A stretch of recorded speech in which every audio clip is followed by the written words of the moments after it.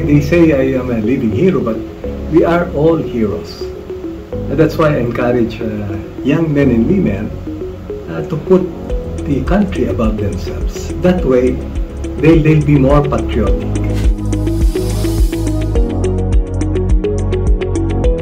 The most dangerous mission that was really given to me was the 24-hour running gun battle in Kausugan, where some of our men they were killed beside me, and I had this experience of really being surrounded, and because the rain clouds wouldn't go away, so the chopper pilot said, "Sir, we'll just jettison our bombs, then we'll return.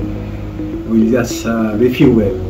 I told them, if you're going to leave us, when you return, there will all be dead. I was never a religious person, but you know, during that time, I had to implore God's help. I had to ask Him, "Lord, can you please put the rain clouds away so that you know, they can really support us." Would you believe, the clouds cleared, and then the pilot of the chopper said, "Sir, we see some buildings here. That is the camp of the enemy."